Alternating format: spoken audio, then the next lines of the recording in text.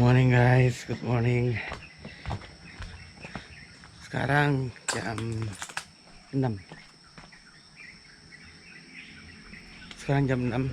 Ya, look, kalau pagi-pagi seperti ini nih. Tuh, matahari mau keluar ya, matahari mau keluar. Masih tutupan nama bukit ini. Terus kabut begitu. Ya, misty. Karena kan di sebelah sini kan lembah ya. It's over here there's a kind of valley. So there's a mist ya, ada lembah, ada apa? Ada kabut.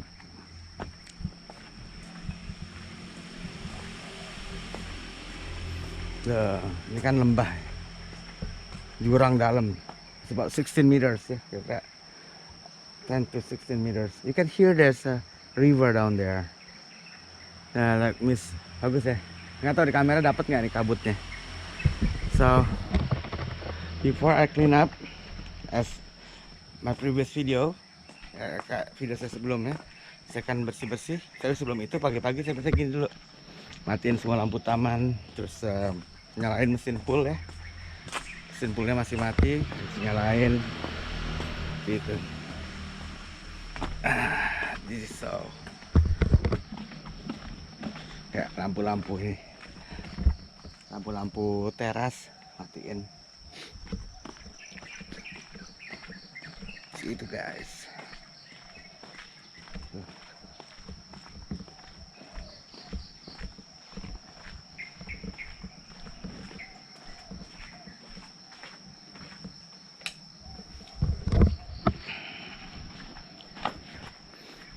Ya memang nggak semua teras, karena ada juga teras yang udah dimatiin sama tamunya. Not all the terrace have to be switch off because some of the guests sometimes they're already switching off the light on their terrace.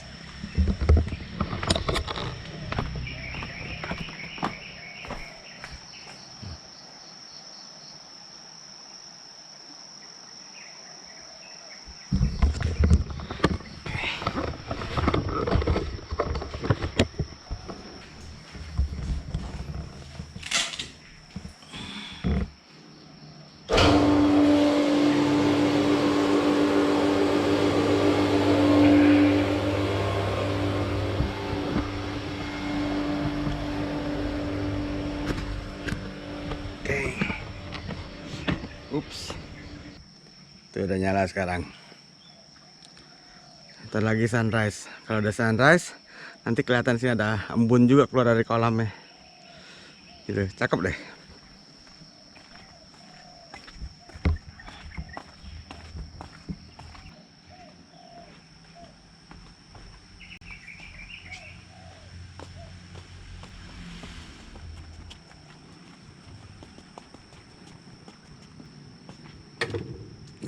Tumpah itu.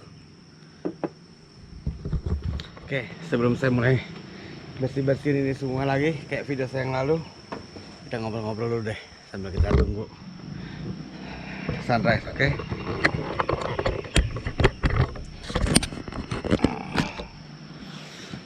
Oke, kita ngobrol-ngobrol dulu ya.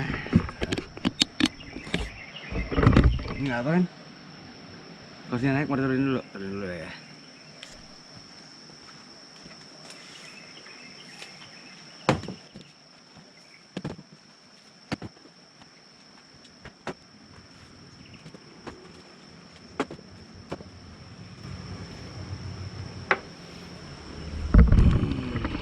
Oke guys.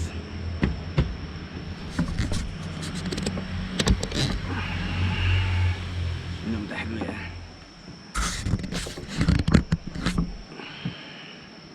Oke.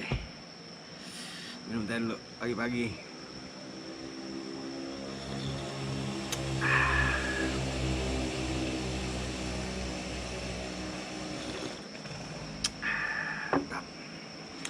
So, gimana kabarnya semua? Baik-baik aja.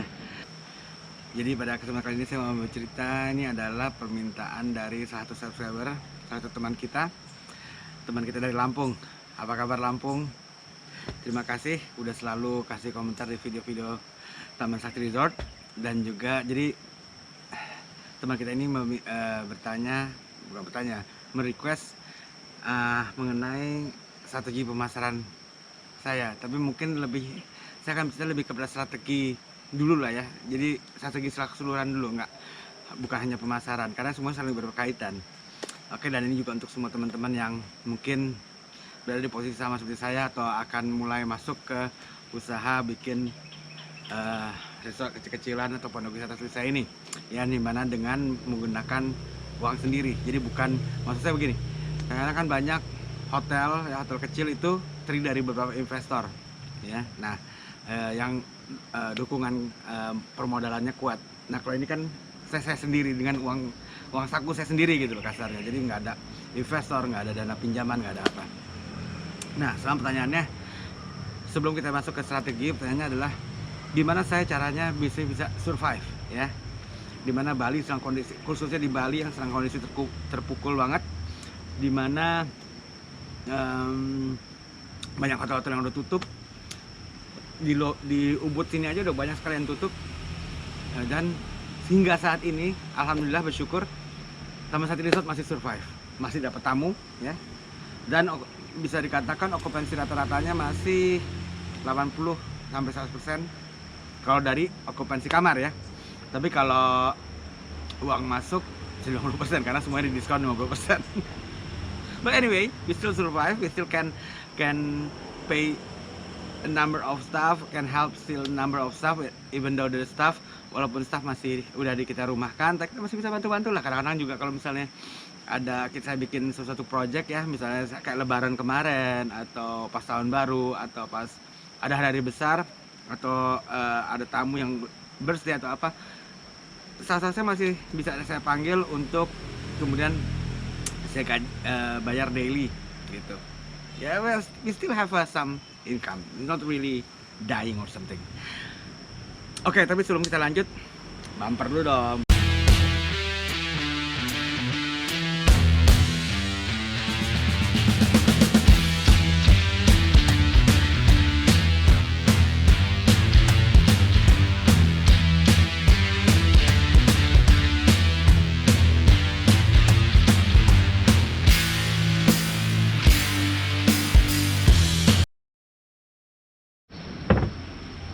Oke, sebelum kita masuk ke strategi pemasaran, hari ini kita perlu menyadari, sorry, saya sambil ngerokok. Enak pagi-pagi tuh ngetes sambil ngerokok, sebab kalau yang belum ngerokok jangan ikutin karena itu adalah kebiasaan buruk dan sangat susah untuk dilepas. Saya berusaha mengurangi sekarang. But anyway, kembali ke pokok permasalahan. Sebelum kita bicara mengenai strategi pemasaran atau strategi lainnya, strategi keuangan dan lain, kita mesti satu dulu yang kita sadari adalah bahwa kita ini sekarang dalam kondisi perang, ya. Kita ini dalam kondisi how to survive. Itu dulu dalam otak kita, how to survive. Kita dalam kondisi perang. Jadi semua buku-buku yang kita pernah pelajari dulu di sekolah, kalau misalnya dulu sekolah manajemen atau sekolah perhotelan manajemen atau apa, tutup. Saya nggak tahu. Tapi kalau saya tutup semua karena yang saya pelajari itu dulu, saya kebetulan dulu sekolahnya manajemen, walaupun bukan manajemen perhotelan tapi bisnis manajemen. Itu kita nggak pernah benar-benar membicarakan dalam kondisi perang. Kita selalu bicara dalam kondisi sehat atau waktu entering the market, ya, atau sedikit mendapatkan persaingan atau dalam persaingan, tapi tidak dalam kondisi perang seperti ini, ya, dimana tamu dilarang masuk. Kan nggak pernah ada gitu kan. Kalau Anda belajar perhotelan, mungkin manajemen perhotelan, pernah nggak ada dalam kondisi dimana tamu nggak boleh masuk karena pandemi? Kan nggak pernah ada. Jadi itu lupakan dulu semua dan kita sadari dulu bahwa kita dalam kondisi perang. How to survive itu dulu, how to survive. Nah, salah satu kunci jadi salah satu yang saya lakukan itu adalah pertama-tama meng-cut semua cost, ya, meng-cut semua biaya yang bisa nanti, ya, yang tidak berguna atau bisa ditunda. Itu dulu pertama kali. Kayak contohnya, ya, saya bicara yang saya saja lah, yang saya mungkin bisa menjadi inspirasi. Kayak mobil pribadi saya itu kebetulan saya masih leasing, ya. Walaupun tinggal 1 tahun lagi leasing saya itu, banyak orang berkata sayang, tanggung. Kita nggak bicara tanggung, walaupun cuma tinggal 1 tahun lagi, tapi ya kalau kita bisa survive sampai 1 tahun, kalau kita keburu bangkrut kan akhirnya malah nggak bisa terbayar, kan begitu. Jadi ya kita akan tuh, karena lumayan cicilan saya itu sekitar 4,5 juta, ya, 4,5 juta per bulan. Dan selama saya tinggal di hotel, saya tinggal di Ubud sini, dan apalagi ada pandemi, ada PSBB dan segala macam. Saya lihat mobil saya jarang gunakan gitu. Kayak istri saya juga jarang lakukan, anak saya juga nggak sekolah, dia pakai online kan, sekolahnya sekarang online. Jadi praktis mobil itu hanya parkir. Ngapain saya buang uang 4,5 juta per bulan cuma untuk mobil parkir gitu. Lumayan 4,5 juta per bulan ya kan. Itu kan villa saya yang paling mahal aja itu cuma 3 juta per bulan. Berarti villa itu terisi 1 bulan nggak bisa cover untuk mobil. Ngapain cut ya, mobil saya cut. Saya bilang sama istri saya, nanti kalau udah normal saya beliin lagi deh kalau perlu ya, kalau perlu lebih bagus gitu. Tapi sekarang cut dulu, nanti kita survive. Terus apalagi yang saya cut ya, oh ya dan lain-lain lah, hal-hal seperti itu. Lalu pegawai saya kasih kesadaran, saya bilang mohon maaf, terpaksa saya rumahkan, walaupun kita masih bisa bantu sedikit-sedikit ya, karena kan gini, ini kan masa pandemi ini kacaunya begini, uang masuk minim ya, malah ada yang tidak punya uang masuk, tapi pengeluaran itu tetap, tagihan listrik tetap, uang sekolah masih tetap, apalagi semuanya masih tetap. Nah, pokoknya pengeluaran itu masih tetap, harga bahan baku masih tetap gitu kan, nggak ada tunjangan kan di situ. Nah terus cicilan-cicilan ya kan, pasti yang waktu tahun 2019 sebelum ada kejadian ini kan ya, siapa sih sekarang yang beli mobil motor cash pasti hanya minim kan. Kebanyakan khususnya yang kelompok pekerja ya, itu pasti nyicil beli motor untuk mereka kerja kan. Bukan masalah dihitung-hitung nanti jadi lebih mahal kalau bayar cicil. Emang semua orang juga tahu lebih mahal, tapi kalau nggak ada motor dia nggak bisa kerja ya mendingan dia bayar lebih mahal kan gitu. Nah cicilan motor yang masih harus dibayar untuk mereka kerja. Saya kenapa berani kembalikan mobil saya itu ke leasing? Oh ya, mobil saya kembalikan, jadi bukan ditarik sama leasing, saya kembalikan. Jadi di situ saya juga bikin perjanjian sama leasing. Waktu itu leasing saya adalah apa leasing saya? BFI ya. Leasing saya kita bikin bahwa ini dikembalikan karena terdampak COVID gitu loh. Jadi kita nggak di blacklist dan kita welcome, dan saya tetap welcome untuk kalau bisa kondisi normal untuk pakai jasa mereka lagi. Anyway, kembali lagi ke tadi ya, staff itu dan kenapa saya bisa balikin, karena saya masih ada motor gitu untuk keperluan saya sehari-hari, untuk belanja ke pasar atau apa. Karena di Bali ini, khususnya di Ubud ini, memang lebih efisien dengan motor ya, lebih efektif juga, karena parkir kan susah kalau di Ubud dan kota Ubud tuh kecil gitu loh. Jadi makanya itu, karena saya masih ada motor, maka itu mobil saya kembalikan. Dan tapi kan orang-orang lain, kelompok pekerja kan belum tentu dia punya 2 kendaraan. Ada juga mereka yang hanya punya 1 kendaraan yang punya motor itu. Jadi ya mereka harus mempertahankan, karena mereka bisa mencari job sampingan dan lain-lain untuk mereka survive gitu. Nah untuk itu kan kasihan. Jadi makanya itu kadang-kadang saya suka, kalau misalnya kayak lebaran kemarin saya panggil lagi ya kan, kasih daily ini bayaran. Terus atau ada staff saya tamu saya ada yang ulang tahun, kita bikin sesuatu, panggil lagi mereka. Jadi masih ada lah sebenarnya. Jadi pengeluaran nggak perlu di-cut.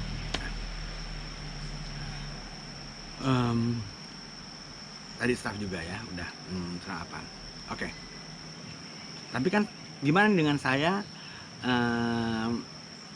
bisa, jadi kalau staff dikurangin, gimana saya dengan mengoperasikan tempat ini?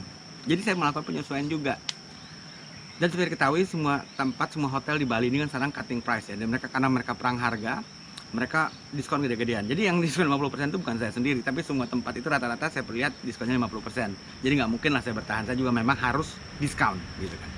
Nah sekarang dengan itu, saya bentuk format saya itu seperti kos-kosan. Ya, seperti kos-kosan. Gimana kos-kosan? Kos-kosan itu mereka adalah membersihkan kamarnya sendiri. Ya. Jadi yang biasanya ada breakfast included di hotel saya, sekarang nggak ada breakfast, nggak included. Tapi mereka tetap bisa order breakfast, tapi nggak included di mana, nggak included di harga kamar gitu loh. Karena di kamar mereka juga udah ada dapur kan. Di semua kamar di sini kan udah ada dapur. Nah, tapi itu nggak included. Nah, apa bedanya kalau toh mereka bisa pesan? Bedanya adalah saya nggak perlu stok bahan makanan. Baik kalau saya mesti stok bahan makanan untuk satu resort ini, ternyata nggak ada yang pesan breakfast, kan rugi saya, ya kan, dan ntar makanan bisa rusak juga kan kalau nggak ini. Jadi saya bilang kalau mau pesan makanan, kalau mau pesan breakfast, pesan dari malamnya. Jadi pagi-pagi kita bisa belanja dulu sesuai dengan kebutuhan.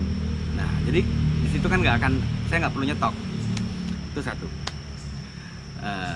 Jadi saya nggak perlu staff itu, ya. Karena berdasarkan pengalaman mereka nggak banyak juga kok yang pesan, karena mereka kebanyakan cuma makan buah gitu kan, karena kebetulan tamu-tamu saya itu banyak yang vegetarian atau yang pokoknya yang care dengan healthy gitulah. Jadi mereka tuh biasanya makan pagi itu cuma pakai buah atau apa, dan mereka di situ bisa beli sendiri buah dan taruh di fridge mereka, di kulkas mereka.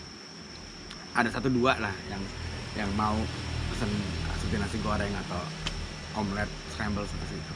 Nah, tadi seperti apa? Oh ya, dan kamar yang biasanya saya bersihkan tiap hari dulu waktu masih kondisi normal, sekarang di setiap kamar mereka saya siapin sapu.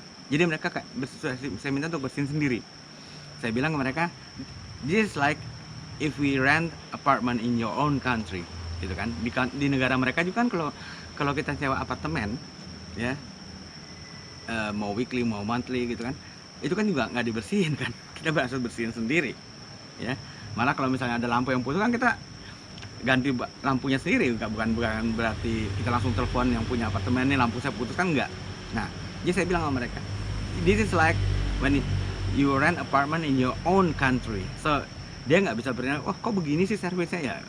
If I rent your apartment in your country also like this, right? It's same thing. Nah, mereka gitu. Dan gini ya, nggak usah takut untuk melakukan sesuatu yang baru atau membuat peraturan baru seperti hal itu, karena tamu-tamu itu sebenarnya mereka sih oke-oke aja asal dikasih tahu di depan, ya, it's gonna be like this, it's gonna be like that, it's gonna be like this, so that's why I can cut the price sampai sekian, dan mereka fine, oh oke, no problem, mereka oke-oke aja. Yang mereka nggak suka itu kalau mereka nggak siap untuk hal itu. Jadi kita nggak bilang di deskripsi kita, misalnya kita di Airbnb atau waktu mereka booking kita nggak kasih tahu. Begitu mereka datang, toto nggak dapat breakfast, toto begini, toto begitu. Nah itu jangan, itu meng-create complaint karena mereka nggak expect. Tapi kalau mereka udah tahu, then no problem. Orang di negara mereka juga begitu kok. Mereka aja suka acting yang, oh kok begini sih, acting mereka itu. Kayak saya sering tuh ngeliat video-video yang ada misalnya bule naik motor nggak pakai helm, terus waktu di stop sama polisi belaga bego, oh saya masih pakai helm lah. Ini negara lu gimana? Negara dia juga masih pakai helm kok. Cuma acting aja, so tahu. Nah, oke, balik lagi. Kok jadi nafsu gua. Jadi ngegas. Oke, jadi itu saya cut. Jadi dengan saya tidak perlu membersihkan dalam kamarnya, dengan saya tidak perlu buat breakfast, berarti kan saya tidak perlu banyak staff. Nah, itu korelasinya. Kalau saya nggak banyak, berarti cost staff saya untuk bayar gaji lumayan, karena tadinya saya ada 9 staff. Terus cost untuk nyetok makanan itu bisa saya buang. Nah, itulah yang kemudian saya kompensasi dengan harga kamar. Harga kamar saya turunin. Jadi biar berkompetisi dengan hotel-hotel lain tanpa ujung-ujungnya mengurangi margin saya. Berkurang sih, tapi at least nggak terlalu drastis gitu berkurangnya margin saya. Itu strategi saya gimana saya survive. Dan juga nggak usah gengsi gitu, nggak usah gengsi kalau lu nggak punya mobil sekarang, nggak usah gengsi kalau misalnya kok gue mesti nyapu sendiri, kan gue yang punya hotel ini atau gue punya penginapan ini, kok gue mesti kerja sendiri gini. Nggak usah gengsi. Sekarang ini seperti tadi saya bilang, sekarang ini kita dalam kondisi perang, kondisi how to survive. Itu nggak kan, apakah bukannya lebih malu kalau misalnya kita terpaksa harus bangkrut? Sekarang yang penting kita how to survive, gimana cara lu masih bisa ngasih nafkah keluarga lu, ya, gimana lu masih bisa ngasih nafkah, sedikit nafkah kepada staff-staff lu yang masih setia, gitu loh. Itu yang paling penting. Nggak usah gengsi, masa gue ini, selama lu masih bisa kerjain, kecuali lu udah capean misalnya, tempat lu gede banget, atau lu karena usia atau apa nggak kuat lagi, ya boleh, tapi sesuai kemampuan. Misalnya lu bersihin lobby dan macam-macamnya, jadi sekali dua hari misalnya, panggil staff membantu atau apa, itu diatur lah. Tapi jelas gini, jangan gengsi untuk mengerjakan sendiri. Walaupun dulu sebelum pandemi lu adalah seorang owner of the big hotel or hotel gitu loh, jadi wah gimana gitu kan, gimana obrolan yang lain, kok sang Pak Oki nggak punya kendaraan, who cares, yang penting saya masih bisa makan gitu, ya kan, yang penting kita survive. Akhirnya lihat alhamdulillah kita masih survive sampai sekarang ya. Jadi jangan gengsi itu adalah penyakit kita yang paling jelek gitu, gengsi ya. Kalau saya gengsi saya lebih kepada kalau saya gagal, kalau saya mesti walaupun harus motong rumput sendiri pun nggak masalah, itu saya nggak gengsi gitu. Saya justru memberi contoh, orang kita juga toh waktu awal-awalnya start juga kerjaan sendiri semua kok. Apalagi kayak saya kan tanpa capital, saya benar-benar susun dari awal. Seperti yang saya pernah kasih di info saya merantau ke Bali ini 2013 itu hanya dengan bawa uang 2 juta. Dalam 4 tahun, 2017 Taman Sakti Resort. Kunci di mana? Jangan gengsi, kerjain aja maksimal. Banyak kok yang bisa dikerjain gitu, asal kita mau kerjain gitu. Ya tentunya kita juga mesti tahu diri gitu, jangan kerjaan kita cuma potong rumput kita minta gaji 10 juta gitu kan. Ambil semua kemungkinan gitu, jangan habis kasarnya gini, jangan satu hari itu kamu buang cuma untuk males-malesan. Hitung aja yang coba gini, hitung dalam satu hari yang produktif itu sebenarnya berapa jam sih gitu. Nah, lihat juga perbandingan sama tahun lalu. Kalau kita tidak melakukan sesuatu yang berbeda dari tahun lalu, ya jangan juga minta hasil yang berbeda di tahun ini gitu loh. Ya bakal sama juga, malah mungkin menurun kalau saingan kita makin hebat. Balik lagi ke pemisahan, jangan gengsi ya. Dibikin list apa yang lo bisa kerjain sendiri, itu lo kerjain. Yang tetap bisa bantuan staff gitu. Jadi penggunaan staff pun efisien gitu loh dan efektif. Itu bisa cut cost. Terus dalam maintenance ya, dalam maintenance tempat ini saya kurangin juga gini. Saya ini berada di Ubud ya, agak sedikit ke depan. Itu jarang orang tamu itu lalu lalang dengan membawa walking customer tuh jarang. Mereka rata-rata tuh pasti search di YouTube atau search di Instagram atau di Google atau di platform-platform seperti Airbnb atau .com dan lain-lain.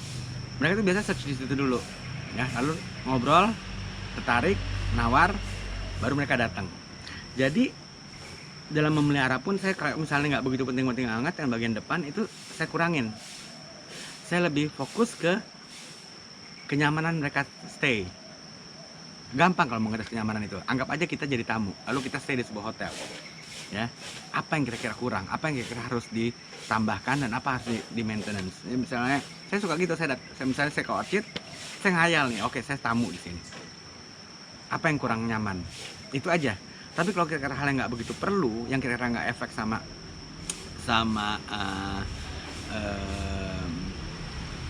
tamu, itu yang nggak usah dulu gitu. Nah contohnya satu lagi nih, kita mesti lihat kelompok tamu kita.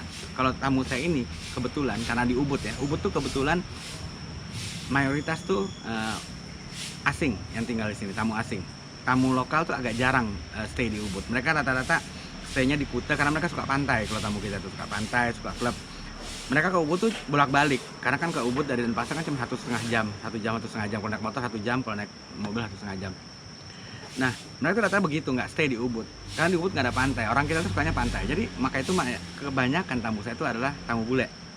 Ya emang sekarang karena lagi di-cut karena pandemi, bule-bule yang stuck di Bali ya, kayak para digital nomad, terus backpackers yang belum bisa pulang ke negaranya karena pandemi, kayak gitu-gitu tamu kita. Nah, dari situ kita lihat mereka itu lebih penting wifi karena mereka digital nomad kan. Nah, itu yang mesti saya make sure. Wifi harus high speed, jangan ada masalah di wifi. Gitu, kasarnya nih, mendingan nggak ada air asal tetap ada wifi. Kasarnya begitu, walaupun nggak juga sih. Nah, jadi itu wifi. Yang kedua, TV kabel ya hanya ada di beberapa 2 kamar yang saya lihat seleranya orang kita. Yang lain nih, TV kabelnya nggak ada TV malahan. Karena apa? Orang bule nggak suka nonton TV. Benar, orang bule itu jarang nonton TV. Kecuali yang keluarga, yang anak kecil, karena mereka suka nonton kartun. Tapi kalau yang dewasa, kebanyakan tamu kita sih dewasa ya, single traveler atau a couple gitu. Itu mereka jarang nonton TV. Mereka lebih suka nonton Netflix dari handphonenya dia atau laptopnya dia. Jadi buat apa saya langganan TV kabel di beberapa kamar yang saya tahu ini seleranya bule gitu. Selera bule itu sukanya tuh yang terang, yang di atas, atau lagi banyak juga mereka nggak suka AC. Makanya itu 3 apartemen di atas saya nggak pakai AC. Karena buat apa saya pasangin AC? Bikin kos saya banyak. Mereka tuh nggak mau, mereka matiin semuanya. Tambah di Ubud udah dingin gitu loh. Kayaknya berkabut. Nah seperti itu. Jadi kita mesti sesuaikan fasilitas kita dengan seleranya. Nggak usah berlebih, nggak ada gunanya berlebih. Nggak usah kita dengan bangga cerita, oh sih interior kita terbuat dari harga segini. Kayak saya pernah main di sebuah hotel, dengan bangganya dia bilang, oh ini kamar kita nih, ini radio ini nih harganya sekian, dia bilang, karena nih radio apa namanya, antik lah seperti itu. Dalam hati saya, kalau tuh radio diangkat, apakah harga kamarnya diturun? Nggak juga. Terus buat apa gitu loh? Karena gini, ada dua ya. Jadi teman saya itu adalah manajer. Jadi gini, ada dua perbedaan, tupai lompat. Jadi gini, ada dua perbedaan berpikir antara seorang manajer eksekutif dan owner. Manajer itu kadang-kadang lebih terlalu fokus kepada meningkatkan penjualan, meningkatkan sales. Sementara owner sebenarnya nih inti, sebenarnya mereka nggak peduli sama sales. Yang mereka peduli itu ada profit. Nggak ada gunanya sales meningkat, tapi untuk mendapatkan peningkatan di sales itu dia require beberapa promosi dan segala macam. Ujung-ujungnya profitnya malah menurun. Itu nggak ada gunanya bagi owner. Khususnya dalam kondisi pandemik seperti ini, gitu loh.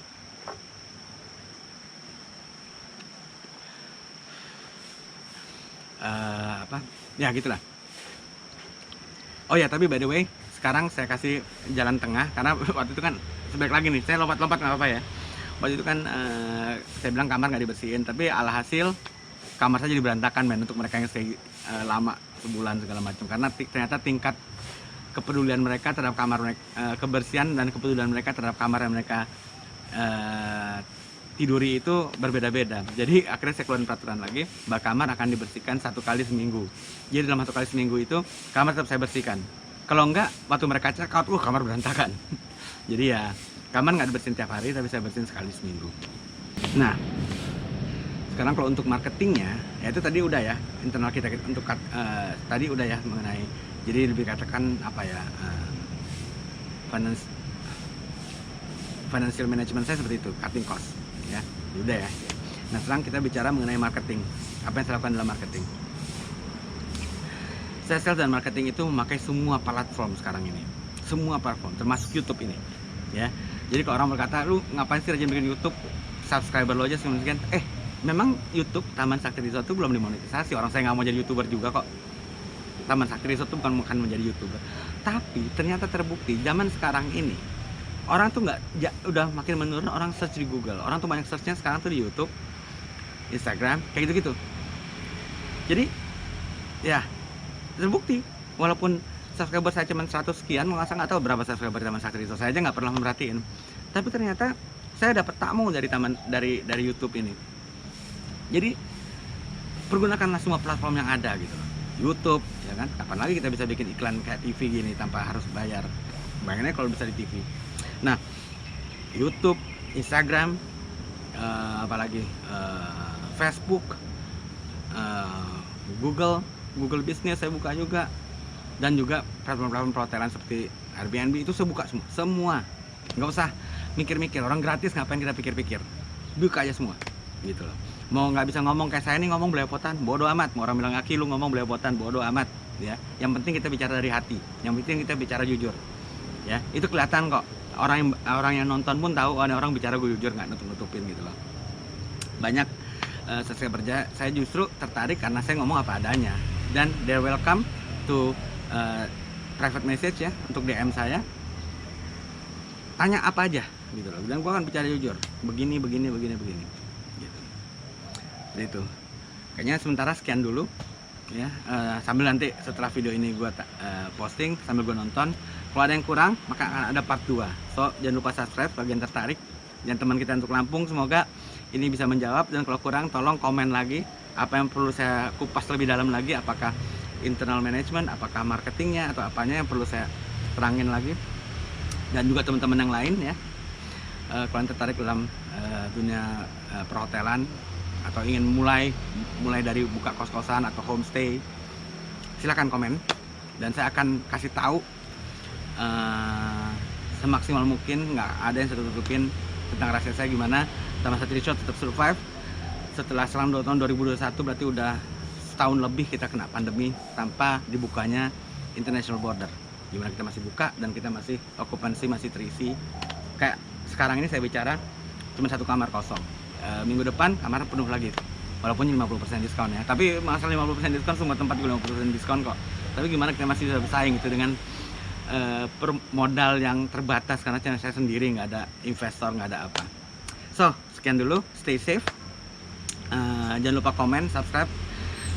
Kalau misalnya ada yang apa seperti saya bilang tadi, kalau misalnya ada yang perlu saya kupas lagi, tolong di komen apanya, saya akan bicara sini saya. Alright, selamat pagi, saya mau ngepel, nyapu seperti biasa. My morning routine. Good day.